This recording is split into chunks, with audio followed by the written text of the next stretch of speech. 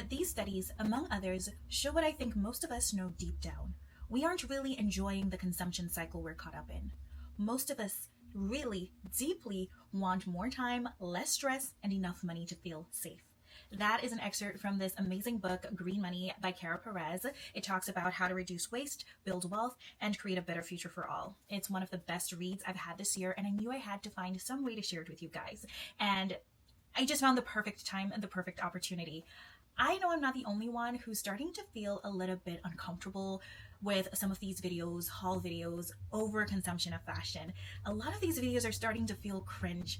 At the onset of influencer culture and YouTube booming with this type of content, I loved it. I loved to see what people were buying. I loved to see what they were getting. But right now, it just doesn't feel right. And after reading this book, I now know that it has to do with overconsumption. So with referencing this amazing book, I want to talk about overconsumption in fashion and what we need to do as individuals and as a global collective to combat the negative impacts of overconsumption of fashion. First, we'll start with some definitions. What really constitutes overconsumption of fashion? Pretty much it's the excessive purchasing and disposal of fashion and fashion accessories, buttressed by an unsustainable rate of production, as well as the disposal of these items. And this can look different on an individual level, but basically for you, it means consuming more fashion than you need or really want, and having therefore to dispose at a much faster rate that is not sustainable. We end up buying more and then disposing more, either dumping it or dumping it on someone else for it to be their problem. And yes, it very much is a problem for all of us. For one, the overall deleterious effects it has on the planet that we live on is not going to be good for everyone. As mentioned in the definition, overconsumption of fashion leads to an unsustainable production, which means we overuse or exploit our natural resources like water, the natural fibers that create the fashion that we have. And for ultra and fast fashion, we know they really use a lot of synthetic fabrics, and that of course comes from oil. So we are reducing the amount of oil that we have on this planet that we could be putting to better use. Additionally, we have the waste that is produced from the production, the sourcing, the transportation, and the disposal of these fashion that we overconsume. And then not to mention the exploitation of labor, the literal blood, sweat, and tears that people put in to create these fashions and these pieces as quickly as possible to quench or thirst for the latest style and the latest trends.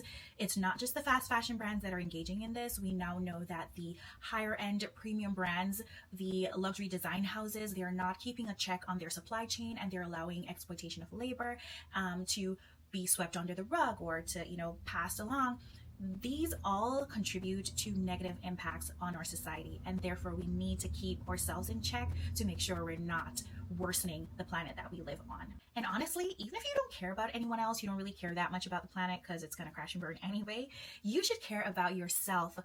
Overconsumption of fashion is one of those things that actually causes declining mental health. Yes, it does. Think about it. Overconsuming fashion usually is from the need, the anxiety to shop, to keep up with all the trends and to purchase all the latest items. It also causes a dependency on shopping and just overconsuming in general. A lot of us use shopping as a distraction. And in the book, Kara actually mentions that we are shopping ourselves into an environmental and mental health hole. And I also find it so interesting that we call it retail therapy. It's such a paradox, because we use retail therapy or shopping, as I mentioned, as a distraction and to self-soothe.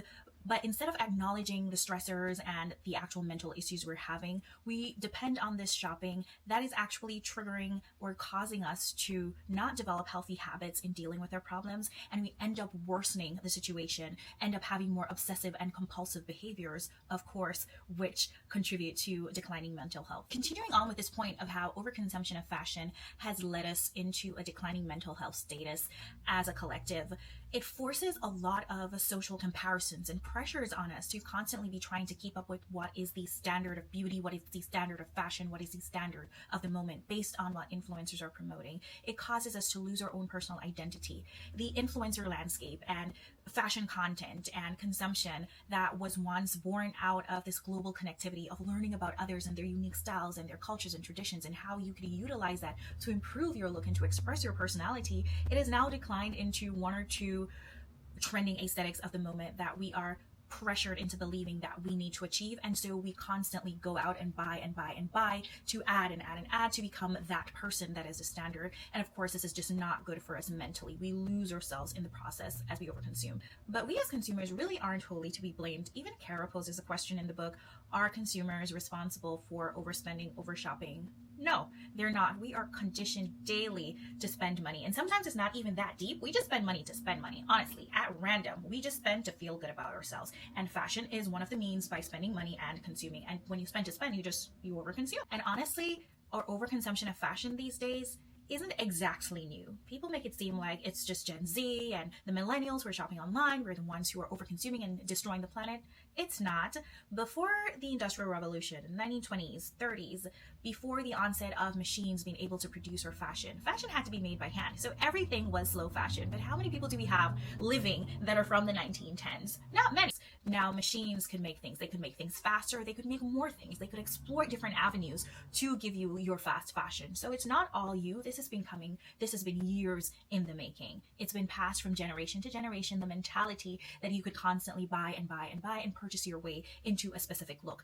And people utilize the way they look, the things they wear, to symbolize who they are. Advertisements used to be targeted to the middle class and the lower class, the working class, that they could dress a certain way to be rich or look like the rich. And the rich would be told that this is what rich people wear. This is what the bourgeoisie, the wealthy wear. So this is why you should consume this. And of course, another aspect of it was that ownership was a big deal. You were convinced that owning something makes you better off or of higher status in society. And so this forces people to purchase and purchase so that they can say, I own this. I didn't get a hand-me-down. I didn't borrow. I own it. And that is another aspect of mentality that leads to fashion consumption, overconsumption. And now we're here. Houston, we have a problem. But I don't just like calling out problems, blaming people, pointing the finger, without offering solutions, suggestions on how we all can improve to create a better society, a better world, a better future, like Kara says in the book, for all. So these are my recommendations to you that I've also decided to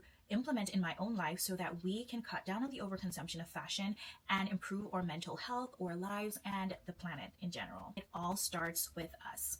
It's not wholly us, as I mentioned before. The game is rigged. You're going to hear a lot about late-stage capitalism and how capitalist manufacturers and businesses do not care about us. They care about their bottom line. They care about their profits. And so they're going to do whatever they have to do to maintain those things or to surpass wherever they are currently.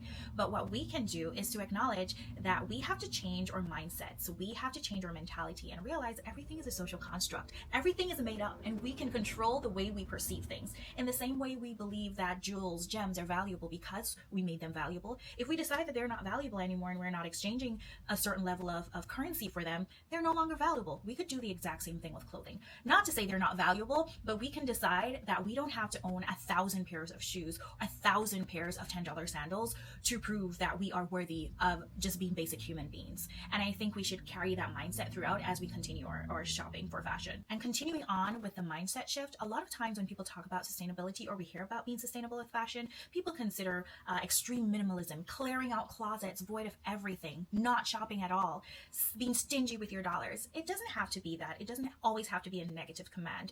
I suggest something that I've started to do that has helped me to be more sustainable in my shopping, to cut down on overconsuming, and that is to, instead of berate myself for all that I've done in the past or for even being attracted to the cheap, to being attracted to ultra fast fashion, I start telling myself I deserve better.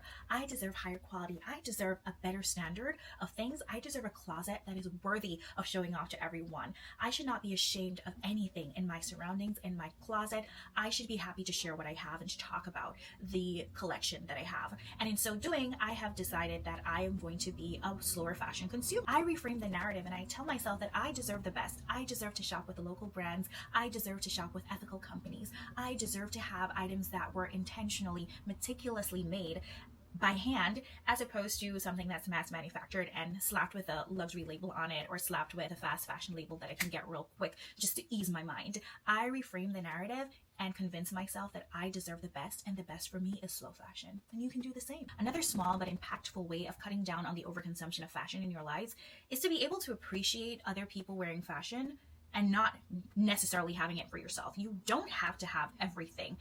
I know the marketers, the advertisers are going to convince you to purchase the item, but you don't need to have it. If someone's wearing a good pair of jeans, You can drop a comment, a like, and say they have a good pair of jeans. If they're asking you to shop their link, blah, blah, blah. If you're interested in the jeans, get the jeans. But you do not have to have that pair of jeans if you already have something similar, if you already have multiple items, if you already have things that are suited for you and they're in good condition. You do not have to get every single thing that someone wears. And as I mentioned before, slowing down your consumption really helps. Kara suggests in the book that one way of slowing down overconsumption in general is just to weaken the muscle of spending. And how do you weaken the muscle of spending? Disuse. Don't use it. Don't do it. It might be hard, but you have to delay the gratification or the feeling that you get by overspending, by overconsuming. Replace the action rather of buying, of purchasing, of consuming with something healthier. Exercise is something that gives you the exact feeling, the dopamine rush that you want from this overconsumption.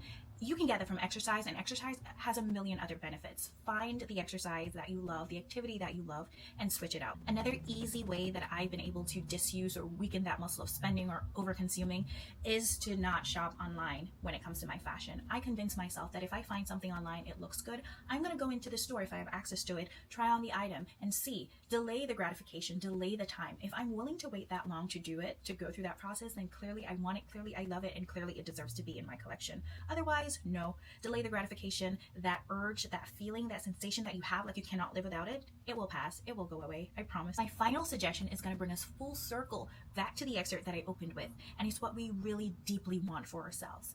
And that was more time, less stress, and more money to feel safe. The time we spend over consuming these fashion pieces, filling our closets with junk, we could be spending discovering more about ourselves, developing new hobbies, new practices, earning more money to make ourselves more comfortable so that we don't have to deal with the stresses of life. We can be able to live more fulfilling lives if we dedicate our times to building ourselves and not simply giving away our time or energy or money and or peace of mind to those who force us or drive us to overconsume. Let me know in the comments below how you're feeling about fashion these days. Do you consider yourself a fashion overconsumer, and what are you doing to combat it? Until my next video, stay fashionably well and in good health.